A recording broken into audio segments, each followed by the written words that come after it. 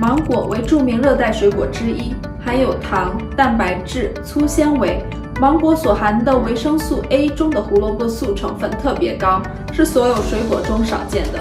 其次，维生素 C 含量也不低，矿物质、蛋白质、脂肪、糖类等也是其主要营养成分。每100克芒果含60大卡、0.8克蛋白质、0.4克脂肪、15克碳水化合物、13.7克糖分和1.6克膳食纤维。芒果具有清肠胃的功效，对于晕车、晕船有一定的止吐作用。芒果还可以抗癌。根据现代食疗观点而言，芒果含有大量的维生素 A， 因此具有防癌抗癌的作用。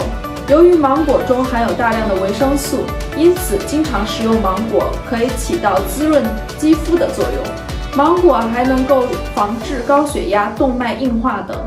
青芒果含有营养素及维生素 C、矿物质等，除了具有防癌的效果外，也同时含有防止动脉硬化及高血压的食疗作用。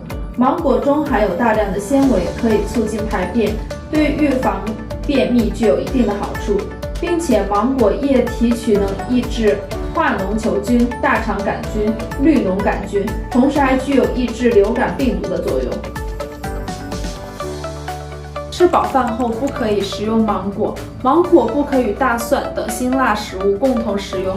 由于芒果含糖量较高，所以糖尿病患者应谨慎食用。芒果带湿毒，患有皮肤病或肿瘤的病人应该避免食用。而且多吃芒果会引起过敏，严重的可能会损伤肾脏。芒果叶和芒果皮会引起过敏体质的人发生严重的皮炎现象。所以吃完之后要及时清洗我们留在口唇周围或者是皮肤上的芒果汁水，以免发生过敏现象。此外，芒果是少数富含蛋白质的水果，吃多了很容易有饱腹感，所以应该要适量适当的食用芒果。